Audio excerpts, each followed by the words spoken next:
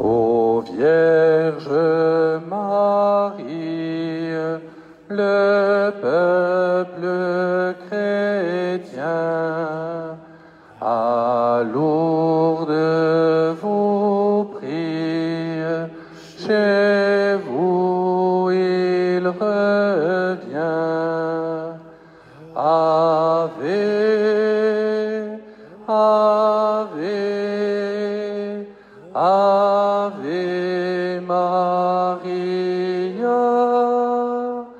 Ave,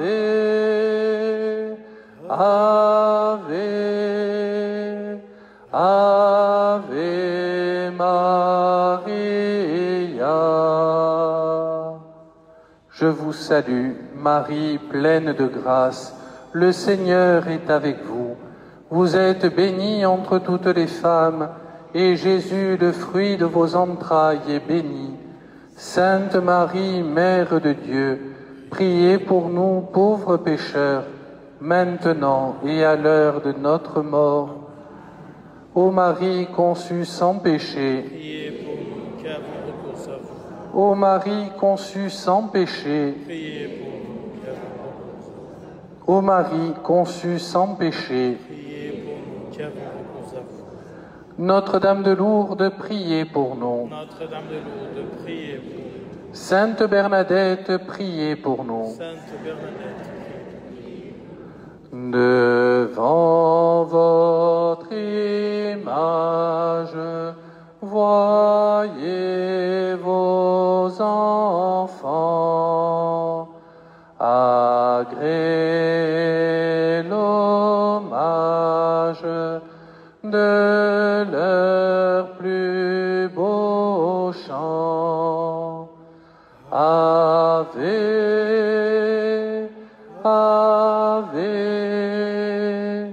Ave Maria,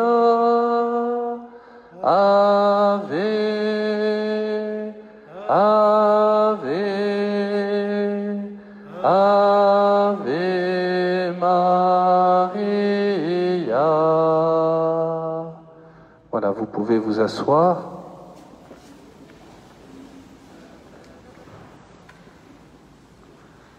On va demander à Sœur Bernadette de pouvoir nous rejoindre maintenant ici, dans le chœur, avec son médecin. Je pense que vous pouvez déjà les applaudir.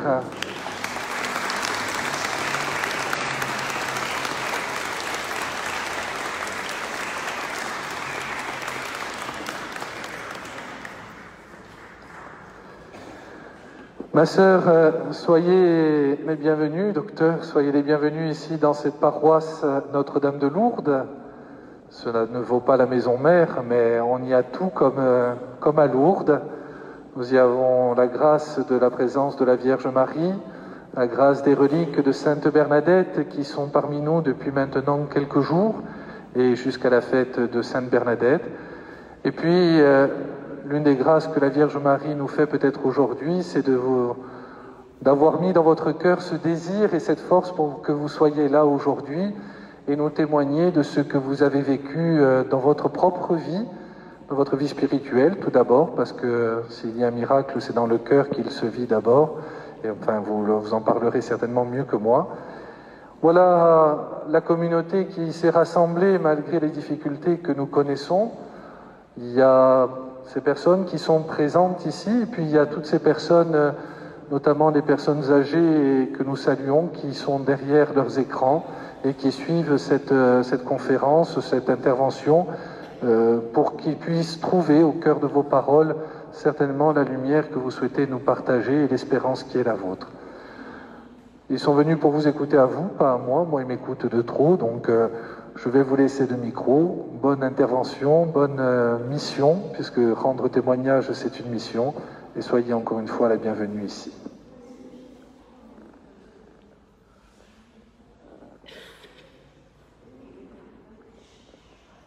Bonsoir à vous tous. C'est une joie de me retrouver avec vous pour témoigner des merveilles que j'ai vécues à Bresles en 2008 et qui me dépassent toujours. Guérison miraculeuse, est-ce possible? Oui, c'est une question. Et je ne suis pas là pour vous le faire croire, comme disait Bernadette, mais simplement pour vous le partager, pour en témoigner. Donc je me présente, je suis Bernadette. Je suis née en 1939 à Rheims, dans le nord de la France, dans une famille ouvrière modeste, et j'étais l'aînée de 6 enfants. Et nous vivions, je dirais, pauvrement, mais dès mon enfance, mes parents ont toujours eu la porte ouverte pour partager. J'ai toujours eu l'habitude d'écouter, de partager avec les autres. Et puis, ma grande joie et ma chance, c'est d'avoir vécu dans une famille chrétienne. Des parents qui m'ont appris à prier, m'ont appris à prier le chapelet. Et puis, voilà, j'ai grandi en église à travers les mouvements d'action catholique.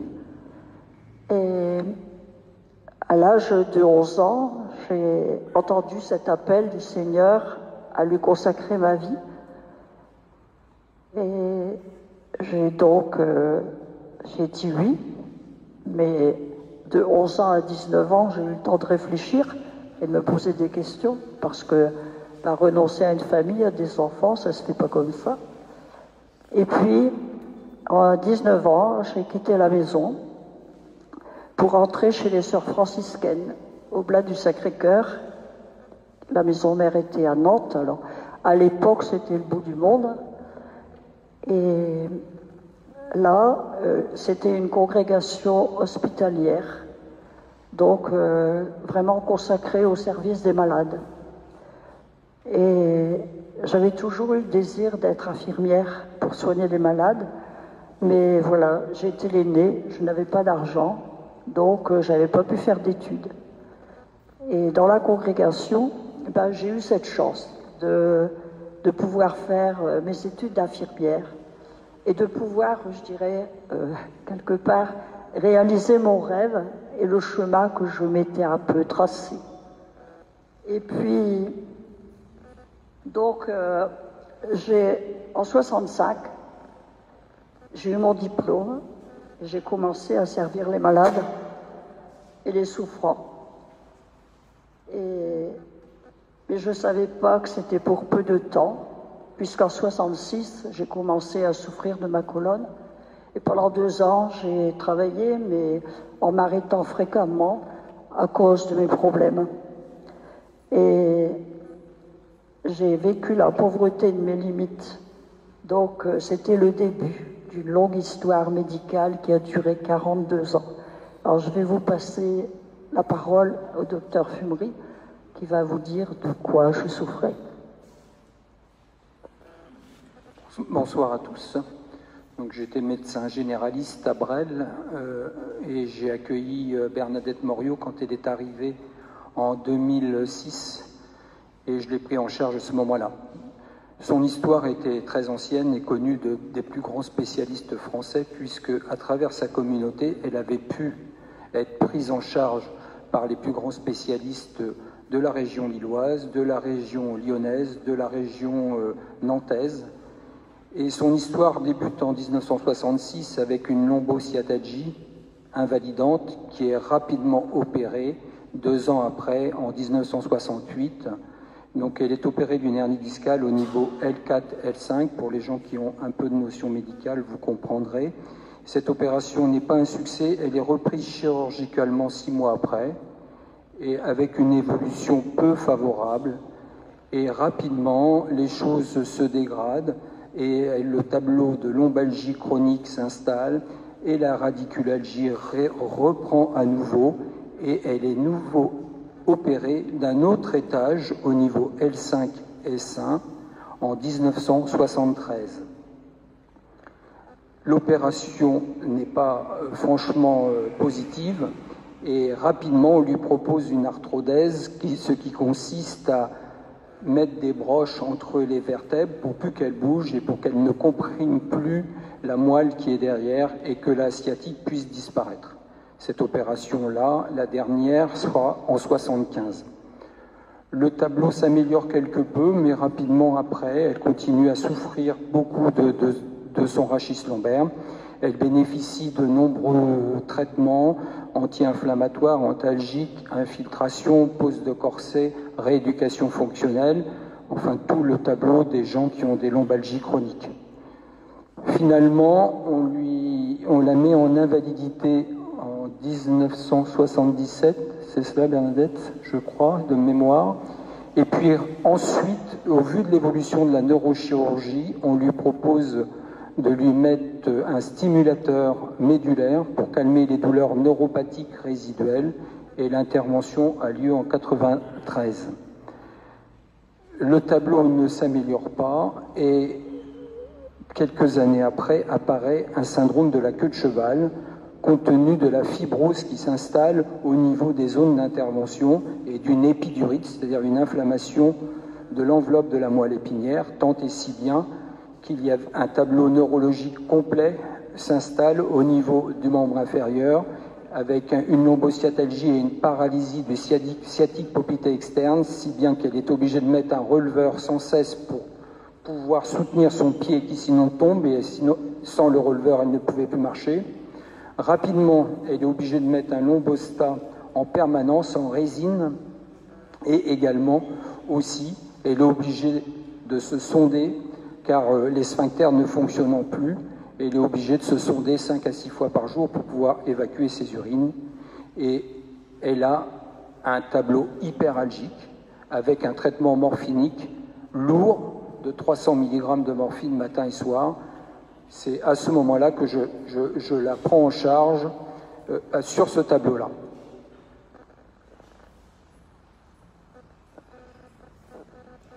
Alors, il me fallait maintenant accueillir cette réalité, cette pauvreté, en faisant confiance que Dieu me conduisait sur son chemin et non sur celui que je m'étais tracé.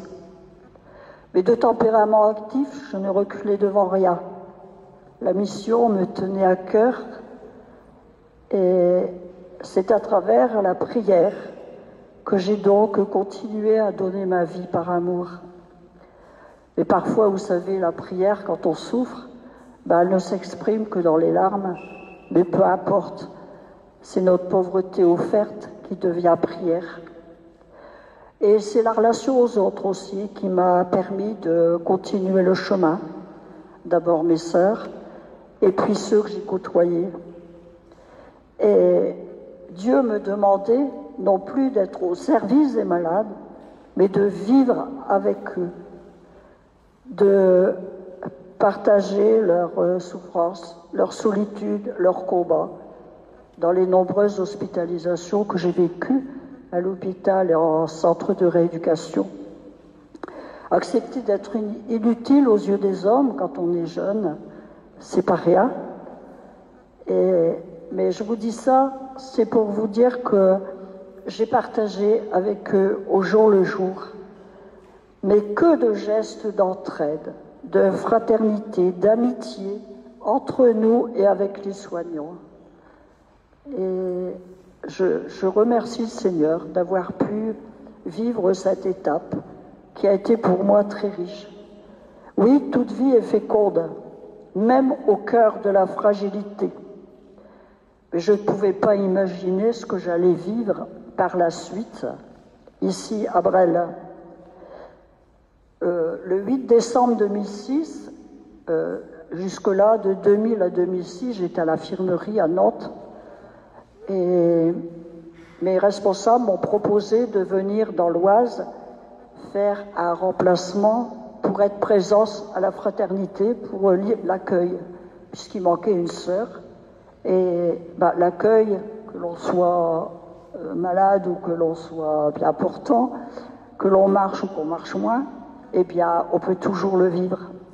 Donc, j'ai accepté de venir vivre cette mission, et je venais pour 4 mois. Et puis voilà que, j'y suis encore. Et c'est que le Seigneur, il s'est servi du docteur Fumery, qui en février 2008 m'invite à venir au pèlerinage à Lourdes avec les malades du diocèse. Christophe, Pourquoi tu m'as invité à ce pèlerinage? Il s'avère que personnellement, j'étais hospitalier de Lourdes depuis de nombreuses années, depuis 1977, et j'ai commencé comme jeune brancardier et ensuite comme médecin, et j'étais responsable, et je suis toujours responsable de l'équipe médicale du diocèse de Beauvais. Et nous emmenons tous les ans environ 200 malades à Lourdes, et notamment 30 malades psychiatriques, nous avons dans l'Oise une grosse structure psychiatrique. Et donc, accompagnant des malades tous les ans, naturellement, Bernadette étant religieuse, je lui ai proposé de venir à Lourdes. Je me souviens quand il m'a dit ça, je ne vais pas vous scandaliser, mais ma première réaction a été de dire docteur, il y a belle lurette que je crois plus au miracle. Alors, je crois au miracle, hein, parce que les miracles, ça existe, les guérisons, ça existe, mais j'avoue que pour moi, une personne âgée, je ne pouvais pas l'imaginer. Mais j'ai compris après que derrière cet appel, c'était une invitation du Seigneur à venir le rencontrer à Lourdes avec Marie et Bernadette, puisque c'était l'année du jubilé, les 150 ans des apparitions, et on était amenés à faire tout le parcours du jubilé dans Lourdes, parcours que j'ai vécu avec les malades en fauteuil roulant. Et ce pèlerinage a été vraiment vécu dans une grande ferveur pour tout le monde.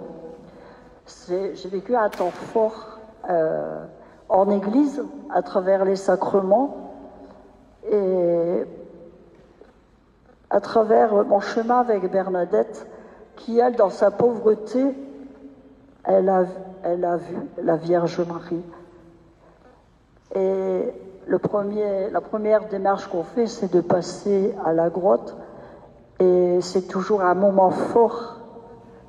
Et dans le silence, on sent cette présence de Marie et de Bernadette. Je connaissais Lourdes, j'avais déjà été à Lourdes, mais je ne l'avais pas vécu comme ça. Et puis de voir cette foule de tous âges, malades, bien portants, de toute race, dans une démarche de foi populaire que l'on a respectée et qui est aussi un chemin vers Dieu, eh bien, faire le tour du rocher pour venir confier ses intentions, ses demandes, dire merci et récupérer un peu d'eau, là où Marie avait posé les pieds. Et dans cette grotte coule toujours la source, cette source qui pour moi me rappelle mon baptême. Et c'est dans cet esprit que je suis allée à la piscine.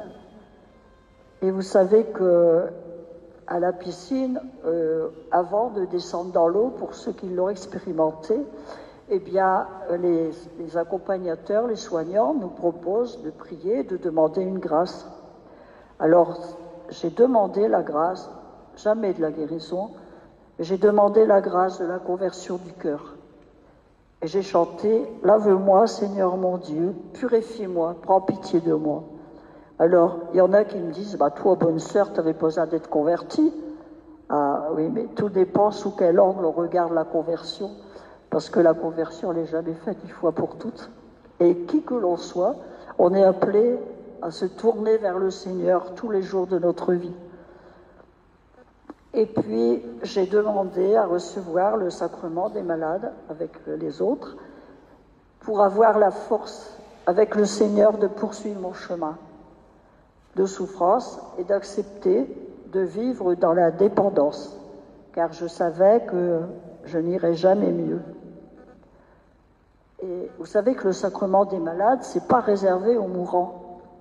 Le sacrement des malades, c'est une grâce que l'on reçoit, une force de l'Esprit Saint, du Seigneur, pour vivre avec lui la souffrance, le chemin que l'on a à vivre. Et parfois, le sacrement des malades peut obtenir la guérison. Alors, n'hésitez jamais. Ce n'est pas comme à une époque on disait l'extrême onction. Non, le sacrement des malades, ce n'est pas que l'extrême onction. Hein. Et Donc, j'ai vraiment vécu ce sacrement profondément. Et ensuite, nous avons vécu la procession eucharistique à 17h. Et là, j'ai vraiment senti que le Seigneur était au milieu de nous. Et suite à la procession, on s'est rendu à la basilique Saint-Pie-X pour le temps d'adoration, le temps des chants en Marie. Et après l'adoration, eh bien, notre évêque, c'est lui qui présidait, c'était Monseigneur Jam à l'époque, qui est maintenant archevêque de Bordeaux, et qui bénissait les malades. Et quand il est venu avec l'ostensoir devant nous, il est passé devant moi et les autres, et lorsqu'il a béni, j'ai vraiment senti cette présence de Jésus dans l'Eucharistie. Et j'ai reçu cette parole: je vois ta souffrance, celle de tes frères et sœurs malades, mais toi donne-moi tout. Et oui, c'est vrai que j'ai renouvelé le don que j'avais fait de ma vie au Seigneur. Mais j'ai surtout prié pour les malades qui étaient à côté de moi en demandant leur guérison, particulièrement pour les plus jeunes. Et puis j'étais habitée d'une grande paix et d'une grande joie. Et puis le pèlerinage s'est terminé, je suis rentrée à Bresles de la même manière que j'étais partie, sinon un peu plus fatiguée et puis douloureuse. Et donc pendant 3 jours, je me suis reposée. Et le 11 juillet, j'étais à 17h dans la chapelle de la Fraternité. On avait l'adoration, c'était le vendredi, comme tous les vendredis. Et j'ai rejoint la sœur Marie-Albertine qui est avec moi. Et j'étais restée dans ma tête et dans mon cœur avec cette expérience vécue à Lourdes. Lourdes m'habitait. Et j'étais en communion avec la procession qui se vivait à la même heure à Lourdes. Et à 17h45, j'ai senti dans mon corps une grande détente et une chaleur qui m'envahit. Je ne savais pas ce que ça voulait dire. J'ai terminé la prière et puis je suis rentrée dans ma chambre. Et là, j'ai une voix intérieure qui m'a dit « Enlève tes appareils ». Alors, j'ai pas raisonné, mais dans un acte de foi, j'ai obéi. J'ai pensé à l'évangile où Jésus disait « Prends ton grabat » au paralytique, il lui a dit « Prends ton grabat et marche ». Et j'ai commencé à enlever l'appareillage de mon pied. Et mon pied qui était en écaille était redressé. J'ai enlevé le corset et je pouvais bouger sans douleur. Je suis allée à la rencontre de la sœur qui est avec moi, devant la Vierge Marie, dans la salle de séjour. Puis je lui ai dit, viens là, je ne sais pas ce qui m'arrive. Et là, j'ai pleuré, elle aussi. On a prié. Et j'ai continué. J'ai arrêté le neurostimulateur. J'ai arrêté brusquement la morphine, instantanément, et sans syndrome de sevrage. Et puis, je suis allée aux toilettes et j'avais plus besoin de sonde. Inutile de vous dire que ma nuit, elle a été un peu bouleversée. J'ai beaucoup pleuré pendant plusieurs jours. Et puis, le lendemain, j'avais la visite de ma belle-sœur, qui était tout étonnée de me voir comme ça. Et puis, je lui dis, viens, on va aller marcher. Et j'ai marché 5 kilomètres dans la forêt, alors que d'habitude, je ne pouvais pas. Et là, j'ai vraiment compris qu'il s'était passé quelque chose et que le Seigneur m'avait guéri. Mais je ne réalisais pas. Et puis, vous savez, on peut se dire, je me suis dit, est-ce que ça va durer? Et puis, j'en étais pas sûre, je n'avais pas eu la preuve, à part celle-là. Et donc, le 15 juillet, à 7 h du matin, je me suis pointée chez le médecin, en larmes. Je lui passe la parole.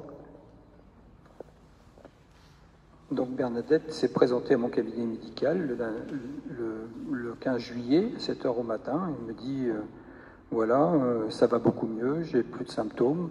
Et elle s'est mise à quatre pattes dans mon cabinet en montrant qu'elle pouvait bouger dans tous les sens. Donc évidemment, j'ai été surpris et j'ai dit à Bernadette, il s'agit d'une guérison. Les journalistes m'ont souvent posé la question en me disant, mais ça vous a pas surpris plus que ça? Non, parce que bon, avec mon expérience de Lourdes, j'avais déjà connu plusieurs guérisons et même dans notre diocèse, j'avais emmené une jeune fille qui avait une myopathie et qui avait une trachéo, qui avait cicatrisé sa trachéo dans le mois de son retour à Bresles dans l'Oise. Et bon, ça n'avait pas été, le dossier, je l'avais présenté, mais il n'avait pas été reconnu. J'avais rencontré aussi une Italienne qui avait une paralysie du nerf radial. J'avais rencontré aussi une Colombienne qui avait un flessum de jambes, qui avait guéri spontanément devant l'attente de l'adoration à Lourdes. J'ai vu donc plusieurs cas dans ma carrière de médecins de Lourdes. Donc à Bernadette, je lui ai dit tout de suite qu'il fallait présenter son dossier au bureau médical de Lourdes. C'est une étape extrêmement difficile, longue, douloureuse, parce que c'est des expertises sans cesse auprès de médecins. Donc nous avons commencé par récupérer toutes les pièces du dossier antérieur pour apporter les preuves scientifiques de sa pathologie. Et donc je me suis mis en lien avec son médecin de Nantes et l'année suivante, j'ai présenté le dossier au bureau médical de Lourdes. Alors, il faut que vous sachiez qu'à Lourdes, c'est extrêmement rigoureux du point de vue scientifique et ça n'existe nulle part ailleurs, dans aucune autre religion, ni dans aucun autre lieu de pèlerinage. Mais à Lourdes, rapidement, dès les premières guérisons lors des apparitions, parce que pendant les apparitions de la Vierge, il y a eu déjà des guérisons et qui ont été rapidement collectées et qui ont été étudiés par les médecins. Et rapidement, le bureau médical de Lourdes s'est mis en place avec une structure administrative et une étude scientifique des dossiers. Cette prise en charge, elle est à plusieurs étages. Et donc, le premier étage, c'est le bureau médical de Lourdes qui se réunit. Et là, tous les médecins qui vont en pèlerinage à Lourdes vont s'inscrire sur un registre. Et quand il y a un dossier à étudier, ils sont immédiatement contactés pour venir à une séance d'études. Et donc, j'ai présenté le dossier médical devant une soixantaine de médecins présents à ce moment-là à Lourdes. Et mes confrères ont dit qu'effectivement, ils étaient très surpris de cette guérison et qu'il fallait aller plus loin dans l'expertise du dossier. Donc, le dossier est remonté au Comité médical international de Lourdes qui a diligenté une expertise et plusieurs expertises parce qu'entre-temps, le premier expert qui est venu expertiser Bernadette à Bresles est mort d'un accident. Il y en a eu un deuxième qui a été nommé ensuite, qui est aussi rapidement décédé. Enfin, le dossier a été très long.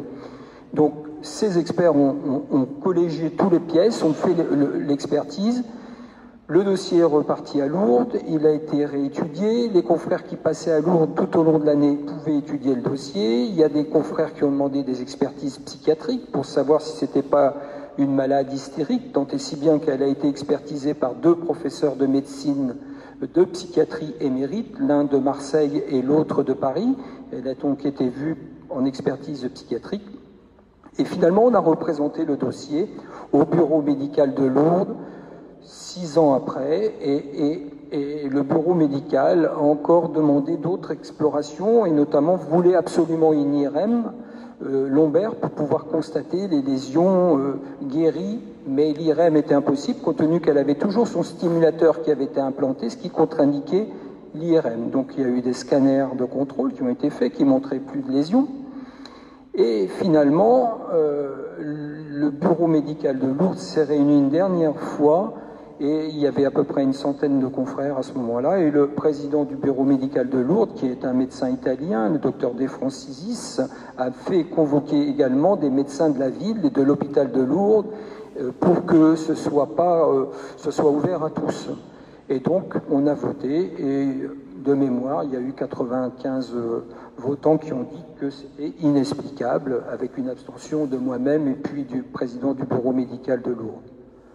On avait passé la première instance. Il y en avait une autre, c'était de passer le dossier au bureau médical international de Lourdes, où là siègent 28 professeurs de médecine internationaux qui ont étudié le dossier et qui ont validé la guérison extraordinaire, parce que là on ne parle pas de miracle, on est entre médecins. Ils ont validé la guérison extraordinaire en votant 27 pour et une abstention. Donc le dossier a été constaté par l'évêque de Lourdes, qui a transmis le dossier à l'évêque de Beauvais, qui lui, après, a convoqué à nouveau des médecins pour avoir l'explication scientifique et également des théologiens, et il a validé la guérison miraculeuse. Je reviens un petit peu en arrière. Après que j'ai vu Dr Fubry, eh bien, j'ai consulté tous les spécialistes qui me suivaient à Nantes, et je peux dire que les médecins à qui je suis retournée voir, qui ont pu constater que je n'avais plus rien, ont été saisis. Il y avait des médecins croyants, incroyants, mais j'admire leur humilité parce qu'ils ont reconnu qu'ils étaient dépassés, mais aucun de ceux que j'ai rencontrés n'a contesté et a mis en doute ma parole. Alors j'ai repris une vie normale, bien sûr, faite d'activités, de services multiples, d'engagement en église. J'ai pas eu la médaille, mais ça ne saurait tarder, et ne me durant plus la fatigue et la douleur. Donc j'avais accueilli le désir de Christophe, confirmé par l'évêque, de déposer le dossier médical à Lourdes. Et durant 10 ans, j'ai gardé le silence et je me suis soumise, comme il a dit, à toutes les expertises. Alors, comment on vit ça? Moi, je vis une résurrection et en même temps, j'étais dépassée par ce qui m'arrive. Pourquoi Dieu m'a-t-il guéri? Et je pense qu'il y en a plus d'un qui doit penser, mais pourquoi elle a été guérie? Moi, je suis malade, et puis je ne suis pas exaucée. Eh oui. Moi, une personne âgée, j'ai rien demandé, et j'ai même dit au bon Dieu dans ma prière au départ, mais Seigneur, je t'ai rien demandé, pourquoi que tu m'as guéri? Pourquoi que tu n'as pas guéri ceux pour qui j'ai prié?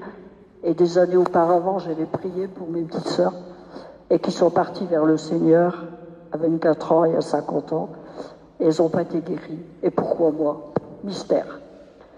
C'est un mystère que celui d'être guéri et d'avoir été choisi par Dieu.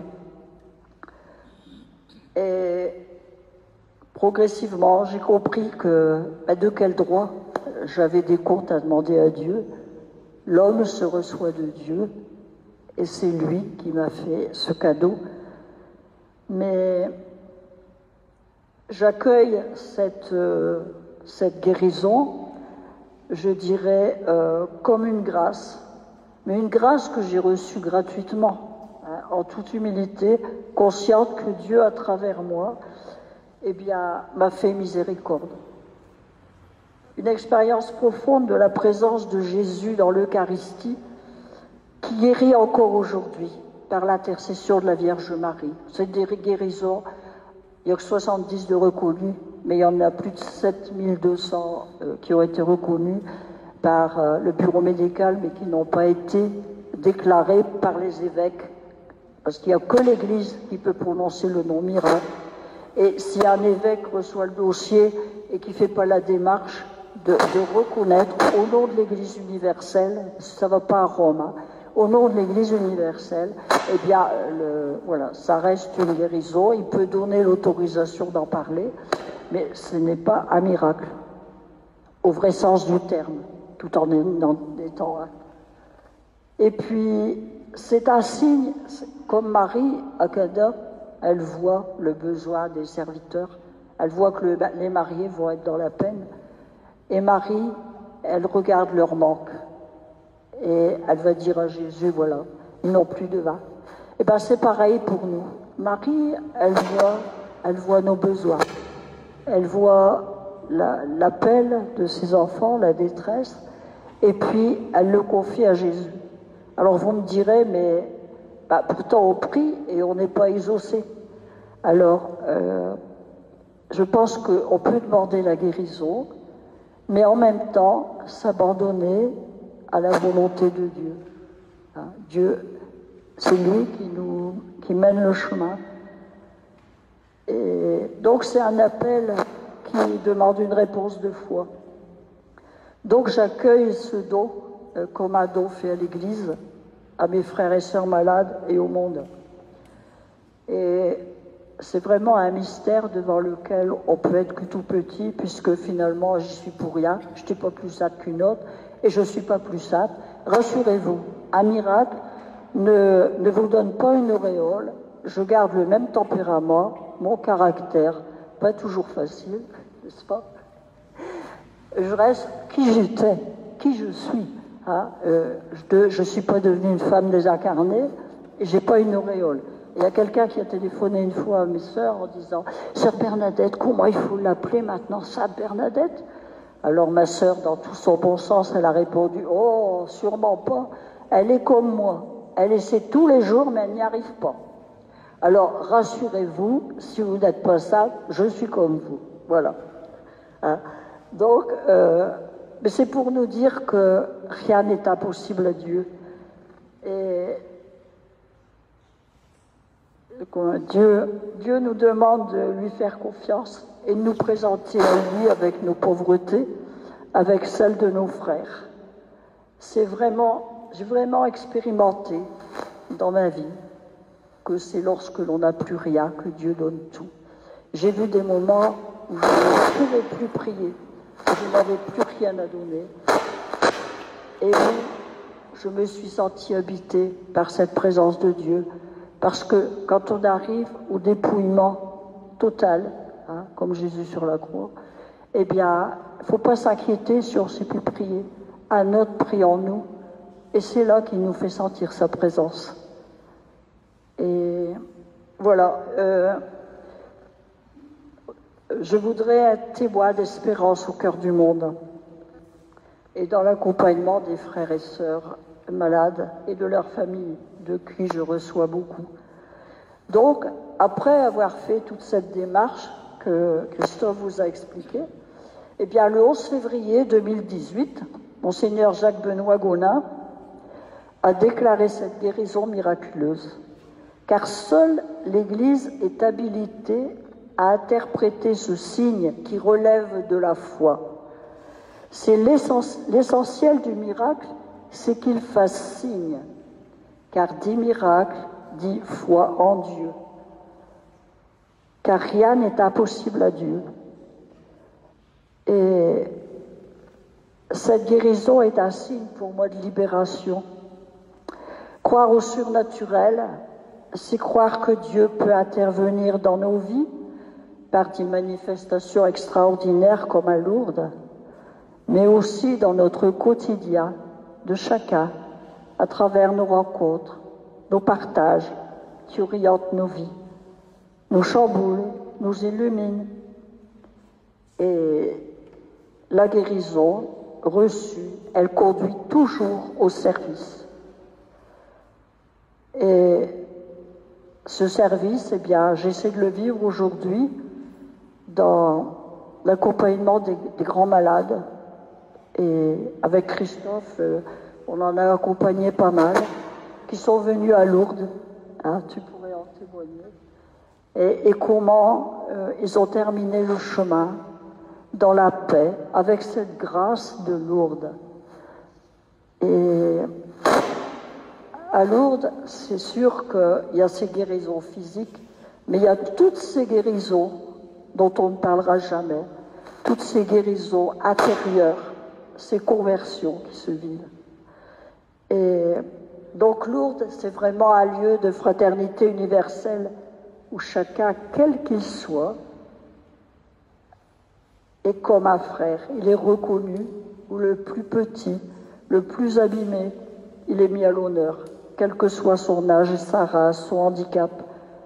Et comme le montre si bien le documentaire sur Lourdes, que vous avez peut-être l'occasion de le voir, si vous ne l'avez pas vu, je vous invite à regarder ce documentaire qui est apparu il y a 1 an et demi, 2 ans. Ouais. Très beau. Et où on voit comment chacun est accueilli dans tout ce qu'il est, sans aucun jugement, croyant et non croyant. Et ce qu'on peut voir aussi, c'est toutes les personnes qui se mettent au service des malades. Et je dirais que c'est la charité à l'œuvre. C'est le lieu de l'écoute du malade qui peut exprimer sa souffrance. C'est le lieu de rencontre, des partages, entre chrétiens ou non. Et les jeunes qui font cette expérience sont toujours très, très marqués. Voilà. Christophe, je te laisse donner ton témoignage sur Lourdes et l'hospitalité. Mais je vous ai déjà presque tout dit. Oui, alors le diocèse de Beauvais emmène 1600 personnes à Lourdes en pèlerinage une fois par an. Donc, comme je vous l'ai dit tout à l'heure, 200 malades environ, accompagnés d'une douzaine de médecins, avec un pôle de 20 médecins dans lesquels on pioche, et selon les disponibilités des uns et des autres, mais on a environ 12 médecins tous les ans, une vingtaine d'infirmières, 3-4 kinés, 2 pharmaciennes. Donc on a une structure médicalisée cohérente qui nous permet d'emmener tout type de malades. On a aussi, donc, comme je vous le disais, un groupe de malades psychiatriques. C'est pas habituel, il n'y en a pas beaucoup qui viennent à Lourdes par les pèlerinages. Ils viennent souvent par le pèlerinage Foi et Lumière, par exemple, mais dans les diocèses, il y en a très peu. Ils ne logent pas avec nos malades physiques à l'accueil Notre-Dame. Ils logent dans une structure sur la route de Bartrès à la mission polonaise, qui est un grand parc. Ils ont une structure plus adaptée pour eux. Voilà ce que je pouvais vous dire.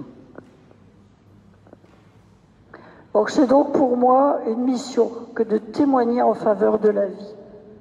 Et quand je vais dans les lycées ou avec les étudiants, j'aborde toujours la question de l'avortement et de l'euthanasie. Et parce que j'ai découvert combien une vie aussi abîmée, aussi cabossée qu'elle soit, Dieu peut toujours la restaurer. Et ça nous dépasse. Et la vie, c'est Dieu qui nous la donne. Nous la recevons de lui, et par conséquent, nous sommes dans sa main. Et son heure n'est pas la nôtre. Alors, quel regard avons-nous sur le handicap? Croyons-nous que Dieu se manifeste dans la fragilité? Dieu ne s'est-il pas manifesté à nous à travers un petit enfant, Jésus, dans une pauvreté extrême? Et la valeur d'une vie est bien dans sa fécondité, que l'on soit debout, malade ou handicapé. La personne handicapée est spécialement aimée de Dieu. Elle est capable d'une relation authentique avec lui, voire d'une sainteté. Par là même capable de rayonner, d'entraîner les autres vers Jésus. Et je ne peux m'empêcher de penser aux enfants trisomiques. Et à Lourdes, quand on voit Claire prier le chapelet, elle est trisomique. Et comment cette femme, elle rayonne de Dieu. De même, j'ai rencontré Jeanne Pellat, c'est pareil, c'est une jeune extraordinaire qui vous communique Dieu alors que physiquement, elle ne peut rien faire toute seule. Et c'est là que je vois que c'est dans la fragilité que Dieu se révèle à nous et comment on est attentif à ces personnes. Et puis c'est pareil pour l'euthanasie. Aujourd'hui, on est dans une société qui ne veut plus voir la mort. On s'en rend compte bien tous les jours. Il faut faire vite. Et mieux vaudrait ouvrir, je pense, des centres palliatifs plus nombreux pour accompagner les malades et créer des équipes d'accompagnement des familles, afin de permettre aux malades de vivre sa fin de vie jusqu'au bout dignement. Bien sûr, en calmant la souffrance. La souffrance est un mal et Dieu ne veut pas la souffrance. Et donc, priez aussi pour eux. Et pour moi, aujourd'hui, le fruit de la guérison et du miracle, eh bien, c'est l'évangélisation. Et si je peux me permettre de laisser un message à mes frères et sœurs malades, peut-être y en a-t-il parmi vous, mais ça ne se voit pas forcément, eh bien, le pape François à Fatima, il s'est adressé aux malades en disant « Votre présence ici au milieu de nous est plus éloquente que les paroles. L'offrande quotidienne de vos vies, de vos souffrances, unie à celle de Jésus sur la croix, est pour l'Église un trésor. C'est au cœur de ce que vous n'avez pas choisi que vous participez à sa mission. Et pour moi, j'ai la certitude que, pour ce que j'ai vécu, que ce qui compte aux yeux de Dieu, c'est la fécondité de la vie de chacun dans l'amour des autres et du service, quelle que soit sa situation, malade ou bien portant. Notre Dieu se manifeste toujours à travers chacun d'eux. Donc j'ai eu la chance d'être guéri. Combien d'entre eux ne reviennent pas guéris, mais guéris, comme je vous le disais tout à l'heure, physiquement et spirituellement. Je crois que c'est cela la grâce de Lourdes, c'est là le plus grand miracle. Et aujourd'hui, je ne cesse de rendre grâce et de chanter avec la Vierge Marie. Le Seigneur fit pour moi des merveilles, saint est son nom.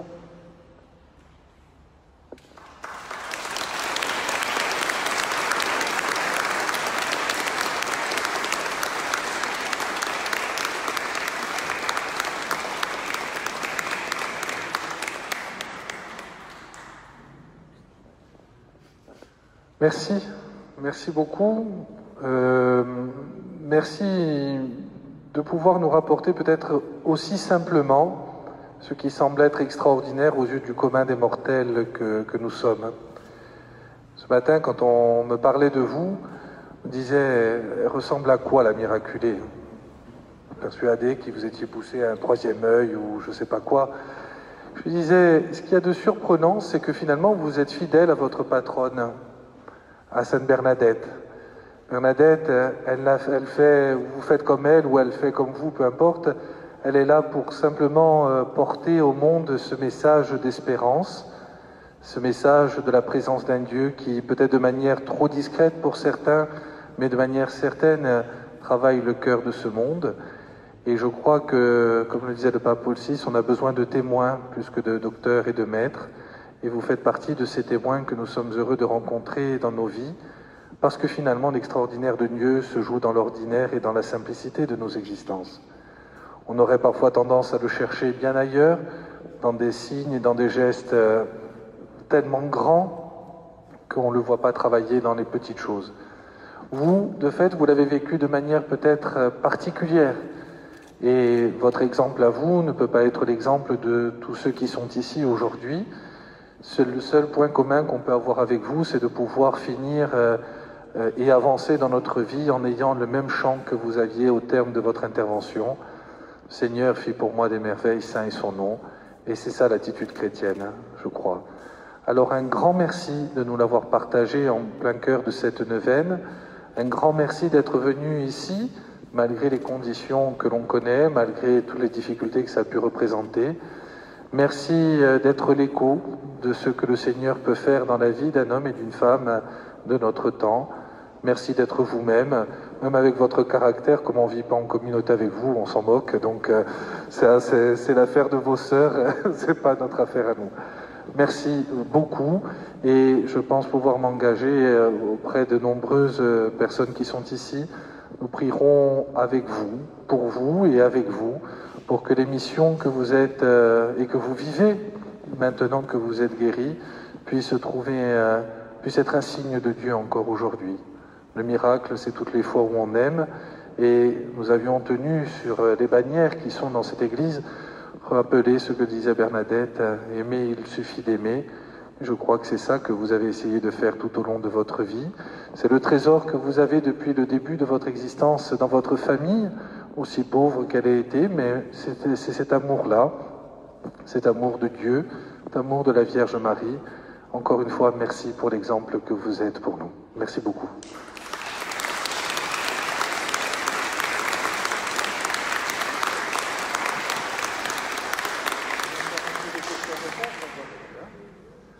Est-ce qu'il y en a parmi vous qui auraient des questions à poser?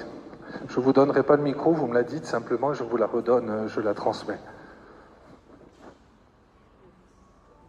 Oui, oui, forcément. Je voudrais vous remercier, Bernadette de Montréal. Et il y a deux. Je réagis parce que je n'ai pas bien compris. L'acoustique n'est pas extraordinaire. Et oui, c'est la pauvreté, ça. La première chose, je suppose que vous avez du matériel dans votre corps. Est-ce que vous avez du matériel dans votre corps, en dehors des os et le reste? Elle a le matériel. Ça a repoussé autour. Est-ce que la chair s'est fait autour du matériel?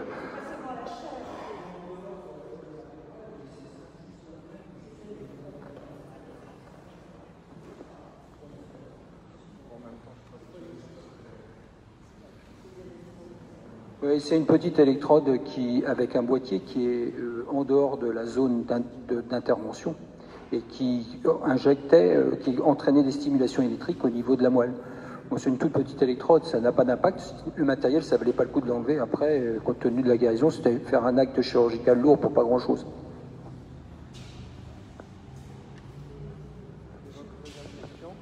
La deuxième question, si j'ai bien compris, quand vous étiez à Lourdes, Madame, je vais passer devant la caméra.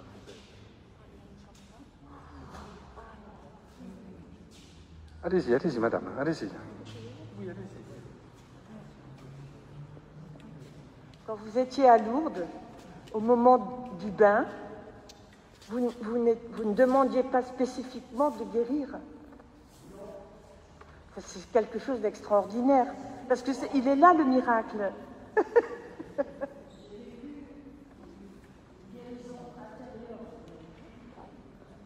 Parce que chacun d'entre nous, on a des blessures de toutes sortes.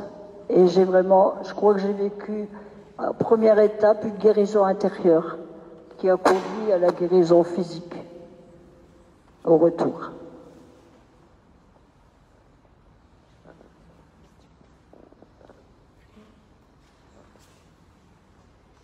Tu as posé la question. Au jour d'aujourd'hui, que ressentez-vous devant la Vierge? Que ressentez-vous devant la Vierge? Qu'est-ce que je ressens devant la Vierge? Eh ben,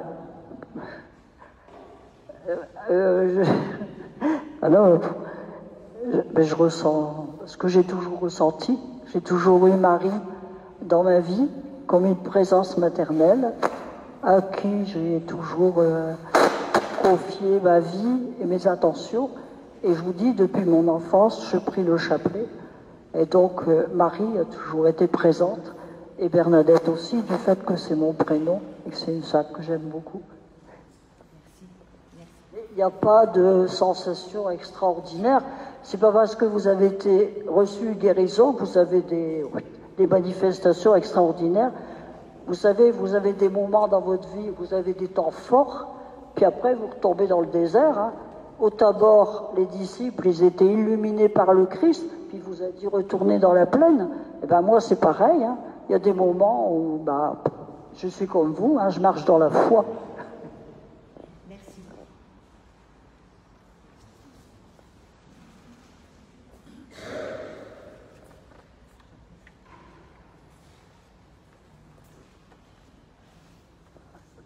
Bonsoir. Alors moi, je n'ai pas de questions à vous poser. Tout simplement et très très brièvement, j'ai eu une guérison miraculeuse il y a 3 ans et je me suis parfaitement retrouvée dans ce que vous disiez, c'est-à-dire qu'on est dépassé. Pendant 15 jours, je disais, mais ça me dépasse, ça me dépasse. C'était un leitmotiv. Jusqu'au moment où j'ai raisonné, je ne sais pas si j'ai vraiment raisonné, Mais cette pensée s'est imposée et j'ai dit, mais enfin Seigneur, tu n'es pas venu pour les bien portants mais pour les malades, tu n'es pas venu pour les justes mais pour les pécheurs. Et ça m'a calmée. J'ai dit, bon ben c'est bon, voilà, je cumule les deux.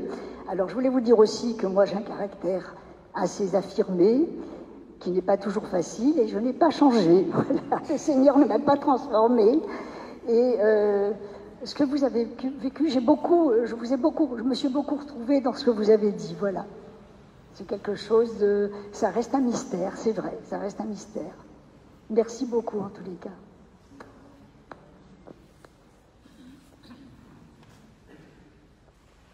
Oui, bonsoir. Moi, je voulais simplement vous demander si des fois vous avez douté. Si vous avez douté, si vous êtes arrivé de douter. Sur le coup, vous vous dites, ce qui vous arrive, moi je ne l'ai pas lu tout de suite comme une guérison miraculeuse. Hein. J'ai dit, mais je vais mieux, mais est-ce que ça va durer? D'autant qu'une fois, j'ai fait l'expérience. Si vous lisez le livre, vous verrez. J'ai vécu une fois, dans les années 97, une expérience de prière de guérison avec le renouveau charismatique. Et de fait, j'ai participé à cette prière et j'ai obtenu un mieux. J'ai cru que j'étais guérie. Mais bien sûr, dans cette prière-là, après, il n'y a pas de contrôle, il n'y a rien. Et peu de temps après, j'ai rechuté. En fait, je dirais que j'avais eu un choc émotif, sûrement, qui avait fait que la douleur s'était calmée, mais ça a été momentané.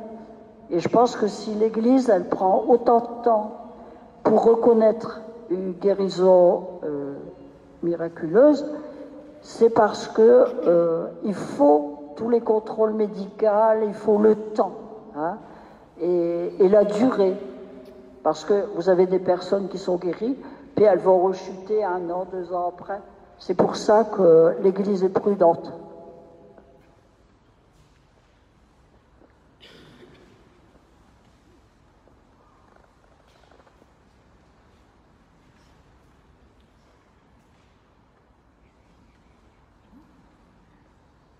Vous n'avez plus de questions?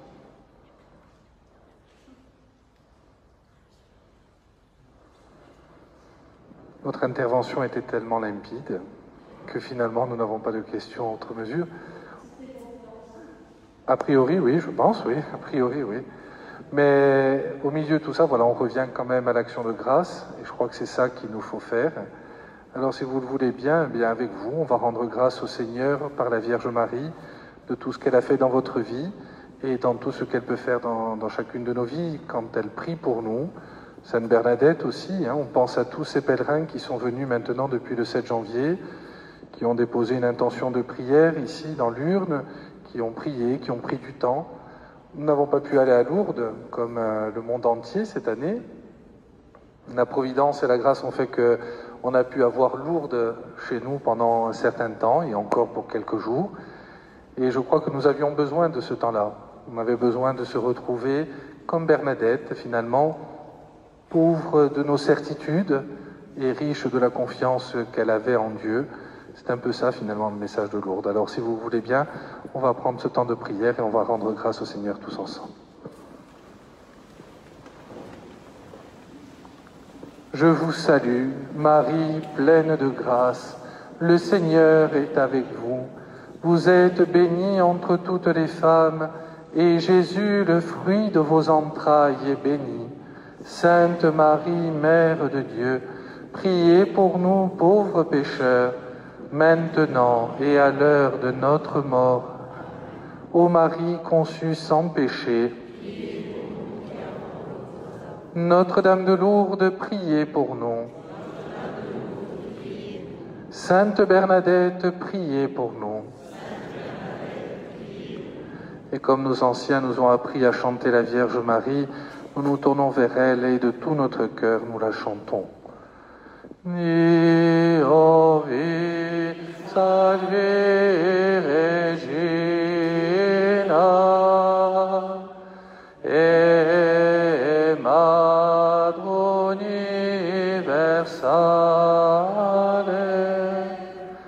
per cui favor si sale al paradiso,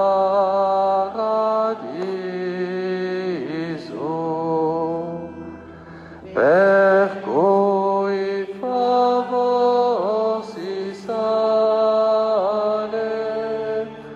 al paradiso.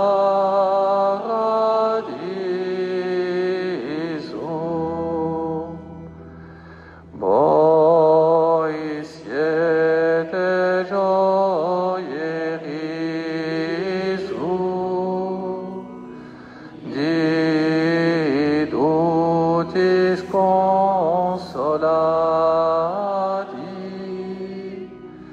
di tutti tribolati, unica speme, di tutti tribolati,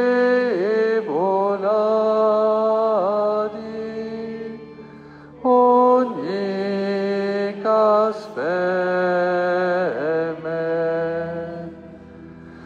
Voi dai nemici nostri, a noi date vittoria, e poi l'eterna gloria in paradiso,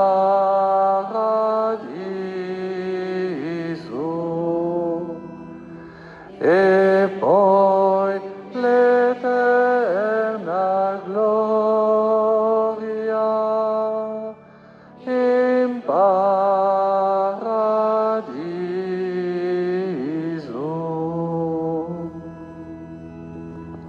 Au nom du Père et du Fils et du Saint-Esprit. Amen.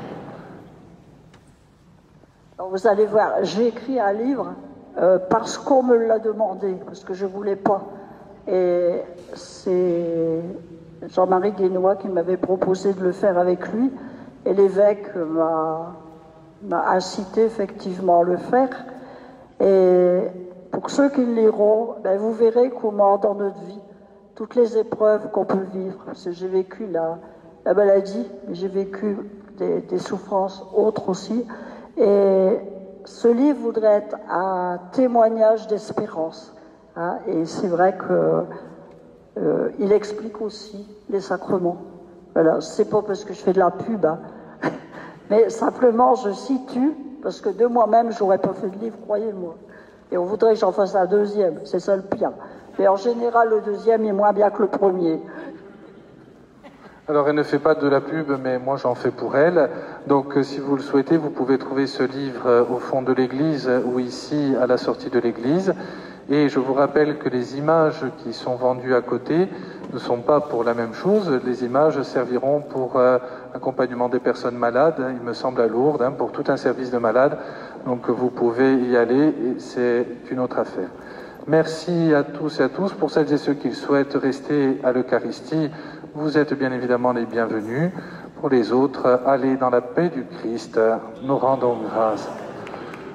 Ô Vierge Marie, le peuple chrétien, à Lourdes vous prie, chez vous il revient. Ave